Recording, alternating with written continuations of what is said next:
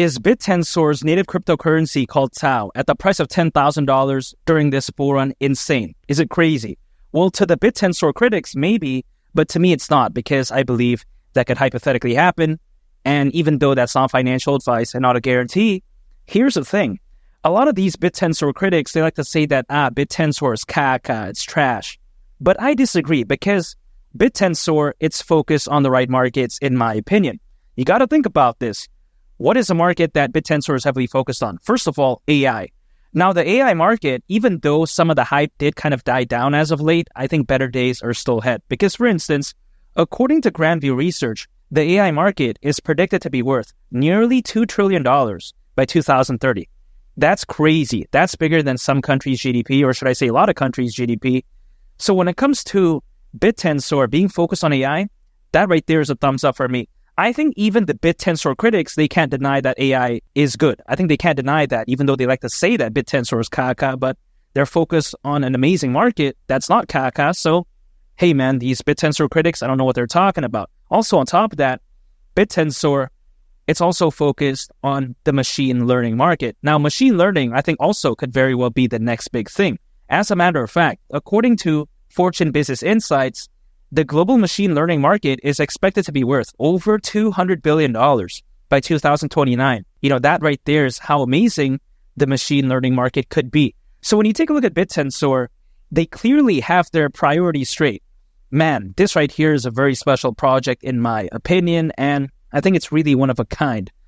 Man, it's really that fantastic. And now with that out of the way, Bittensor is more specifically a decentralized blockchain network acting as a peer-to-peer ecosystem for creating, training, sharing, and trading AI and machine learning models. So yeah, that's how amazing it is.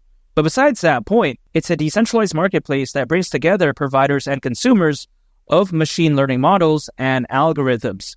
So yeah, that's an added bonus. So when it comes to Bittensor, is it the most flashy project out there? I would say no. Does it have the most hype out there? No. But in terms of fundamentals, it's one of the best.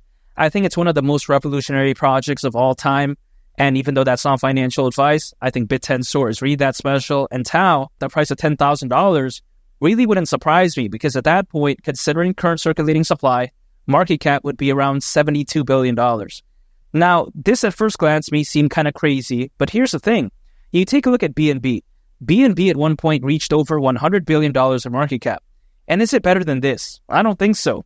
Even according to Crypto.com research, just last year, slightly over 2% of the crypto hacks that happened actually occurred on the BNB smart chain ecosystem.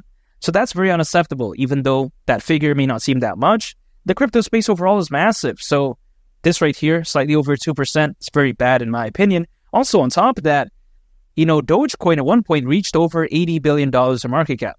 That's Dogecoin.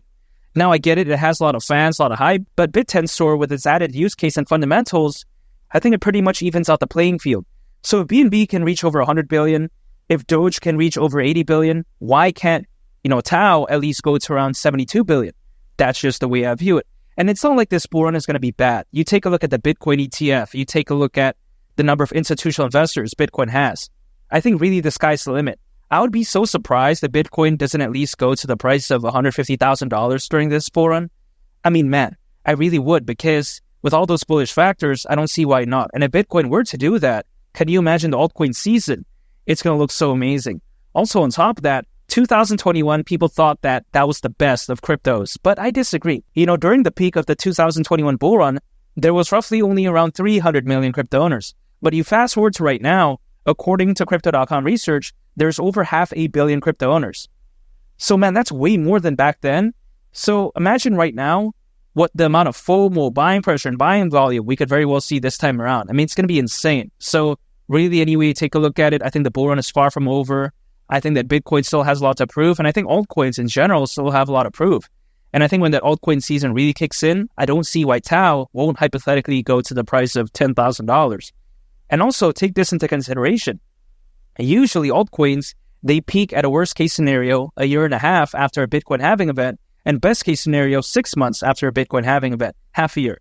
Now, the Bitcoin halving event happened back in April. So historically speaking, that's anywhere between October this year to October next year.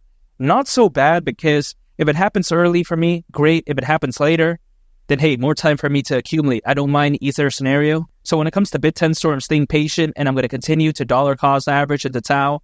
Anytime I earn income, I'm acquiring, I'm holding, and I'm just waiting. That's it, because I think this bull run could be that special. And I think Bittensor is that incredible. And TAO at the price of $10,000, that wouldn't surprise me at all during this bull run. And make sure to subscribe if you gain value from this video. I'd greatly appreciate it. It's been Lee the Captain, and I'll catch y'all on the next one. I'm out. Peace. Bye.